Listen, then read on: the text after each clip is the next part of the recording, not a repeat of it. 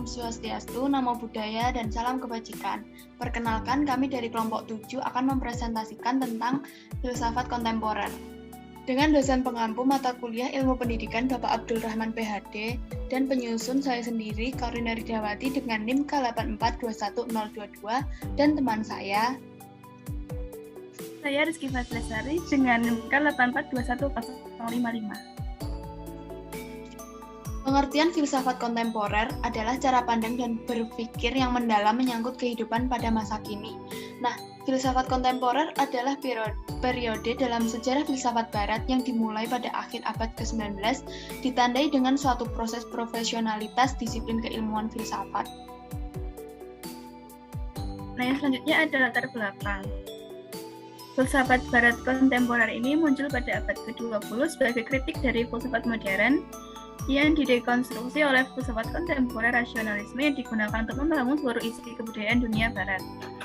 Nah, filsafat barat kontemporer sangat heterogen karena profesionalisme yang semakin besar. Akibatnya muncul banyak filsuf yang ahli di bidang matematika, fisika, psikologi, sosiologi, ataupun ekonomi. Sehingga banyak pemikiran dihidupkan kembali seperti neotomisme, neokantianisme, dan juga lain-lain. Nah, tokoh-tokoh besar banyak bermunculan pada abad ke-20 ini. Salah satu terkenalnya adalah Nietzsche sebagai filsafat dekonstruksi pertama.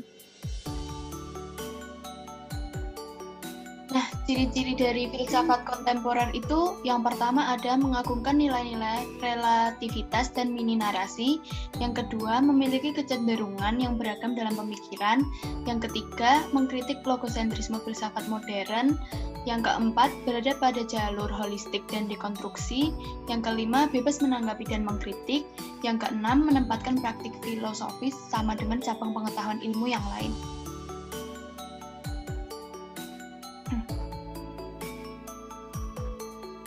Nah, selanjutnya ada aliran filsafat kontemporer. Positivisme logis. Positivisme logis berpendapat bahwa filsafat harus mengikuti rigoritas yang sama dengan sains. Positivisme ada dua, yaitu positivisme klasik dan positivisme modern. Pada positivisme klasik menaruh perhatian pada bidang pengaturan sosial masyarakat, sedangkan positivisme modern menjunjung tinggi sains dan metode ilmiah untuk mendapatkan pengetahuan yang objektif dan juga rasional. Nah, tokohnya beberapa di antaranya ada René Descartes dan Auguste Comte. Yang kedua ada neomarxisme. Nah, neomarxisme itu adalah istilah yang diterapkan pada teori sosial atau analisis sosiologi yang mengacu pada ide Karl Marx, Friedrich Engels, dan unsur-unsur dari tradisi intelektual seperti psikoanalisis, sosiologi, Weberian, dan anarkisme. Nah, tokoh-tokohnya itu ada dua, yaitu Karl Marx sama Friedrich Engels.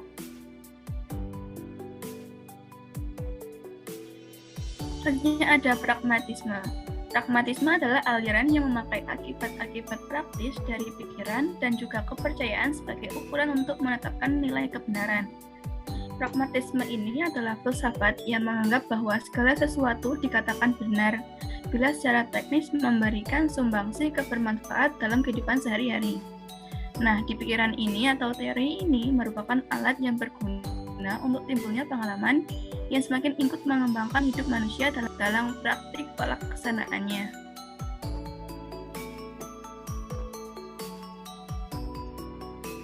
Yang selanjutnya ada neokantianisme. Nah, aliran filsafat idealisme yang muncul di Jerman pada abad ke-19.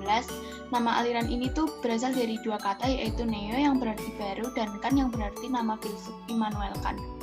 Jadi neokantianisme ini adalah aliran yang menunjukkan reaksi terhadap positivisme yang mendominasi abad ke-19 yang hendak melebur ke dalam ilmu kealamanannya.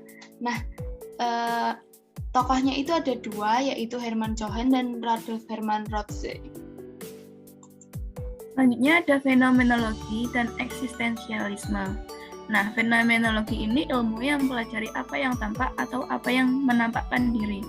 Fenomenologi ini dirilis oleh Edmund Husserl. Nah, yang kedua ada eksistensialisme. Eksistensialisme ini adalah aliran filsafat yang memandang segala gejala berpangkal pada eksistensi. Nah, tokohnya ada Jean Paul Sartre.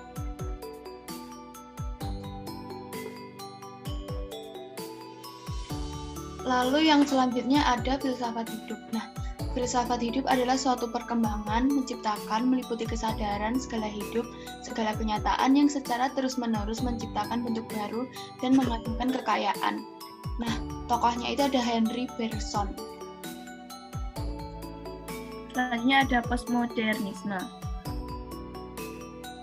Nah, filsafat ini lahir pertama kali di Prancis pada tahun 1970. Terlebih pada tokoh tersebut yang memiliki pemikiran postmodern yang mengkritik legitimasi narasi besar modern, seperti nasionalisme, kapitalisme, dan komunisme. Tidak bisa dipertahankan lagi. Nah, hal ini mengenai seni, arsitektur, dan kritik yang melanjutkan modernisme. Yang selanjutnya ada ateisme. Jadi ateisme ini adalah aliran filsafat yang tidak percaya dengan Tuhan atau dewa. Nah, ateisme itu pertama kali digunakan untuk merujuk pada kepercayaan tersendiri pada abad ke-18 di Eropa. Nah, utamanya itu ateisme itu untuk merujuk ketidakpercayaannya kepada Tuhan. Nah, tokoh-tokohnya itu ada 4. Yang pertama ada Feuerbach, Nietzsche, Karl Marx, dan Sartre.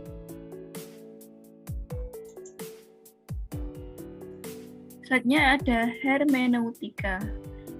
Hermeneutika adalah filsafat yang mempelajari tentang interpretasi makna. Nah, tokohnya ada William Dilthey dan Friedrich Daniel.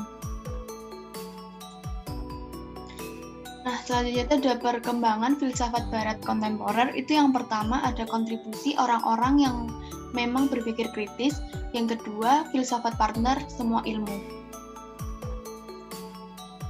Selanjutnya ada peranan filsafat kontemporer. Nah, hal ini meliputi seluruh disiplin ilmu dan juga sesuai dengan tuntutan kehidupan kontemporer, meliputi demokrasi, hak asasi, etika, budaya, bahasa, hermeneutika. Sekian dari kami, terima kasih atas perhatiannya, kurang lebihnya mohon maaf, dan sebelum kami tutup ada sedikit quotes-nya untuk kalian. Nah, yang pertama ada Zain Malik, yang mengatakan yang artinya bahwa jangan pernah lihat ke belakang, mengenang hari kemarin, tersenyum untuk masa depan, esok adalah hari baru. Yang kedua ada dari Eleanor, itu masa depan adalah milik mereka yang percaya pada keindahan mimpi-mimpi mereka. Terima kasih. Wassalamualaikum warahmatullahi wabarakatuh. Waalaikumsalam.